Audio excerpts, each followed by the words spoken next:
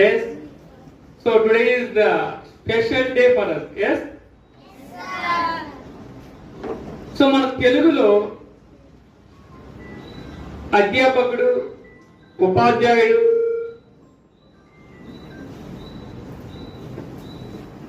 ఆచార్యుడు, పండిట్, గురువు ఇన్ని రకాల భాషలు, భావాలు ఉన్నాయి. హూ ఈజ్ అధ్యాపకుడు? లెక్చరర్. లెక్చరర్ అంటే ఎవరు? లెక్చరర్ అంటే ఇన్ఫర్మేషన్ మనకి ఇచ్చే వాళ్ళని లెక్చరర్స్ అంటారు. ఫ్రమ్ బుక్ లో ఉన్నటువంటి ఇన్ఫర్మేషన్ ఏదైతే ఉందో ఆ ఇన్ఫర్మేషన్ ఇచ్చే వాళ్ళని లెక్చరర్ అంటారు. టీచర్ అంటే ఇన్ఫర్మేషన్ కి సొసైటీలో ఉన్న నాలెడ్జ్ యాడ్ చేసి మనకి ఇచ్చే వాళ్ళని టీచర్స్ అంటారు. ఆచార్య అంటే ద్రోణాచార్యుల పేరు విన్నారు కదా. ఇన్ఫర్మేషన్ తో పాటు, నాలెడ్జ్ తో పాటు స్కిల్ ని యాడ్ చేసి మనకు అందించే వాళ్ళని ఆచార్యులు అంటారు.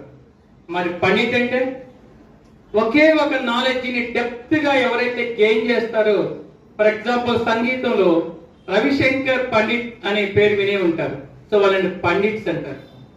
సో ఆచార్యులు, పండిట్స్, అధ్యాపకులు, ఉపాధ్యాయులు వీళ్ళందరికంటే ముఖ్యమైన వాళ్ళు ఎవరు? గురువు. గురువు అంటే ఎవరు? టీచర్ కాదు. గురువు అంటే అజ్ఞానము, గురువు అంటే తొలగించేవాళ్ళు. మనలో ఉన్నటువంటి అజ్ఞానాన్ని తొలగించి విజ్ఞానాన్ని అందించే వాళ్ళే గురువులు. మన దగ్గర ఉన్నటువంటి ఏ ఒక్కరు కూడా ఉపాధ్యాయులు కాదు, లెక్చరర్స్ కాదు, ఆచార్యులు కాదు, గురువులు. సో మనందరికీ you have to be class to our గురువు.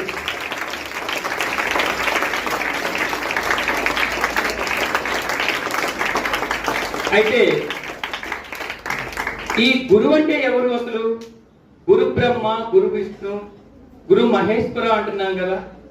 అంటే గురువు అంటే బ్రహ్మ, విష్ణు, మహేశ్వరు. ఈ బ్రహ్మ, విష్ణు, మహేశ్వరులు ఎవరు? సాక్షాత్తు భగత్ స్వరూపం.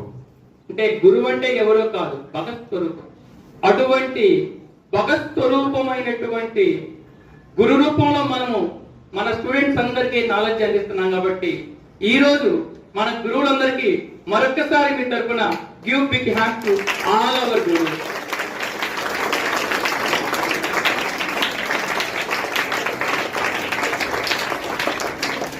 సో గురువుగా మన బాధ్యత ఏమిటి? ఒక టీచర్స్ డే రోజు సందర్భంగా మనకు మనం ఆలోచించుకున్నట్లయితే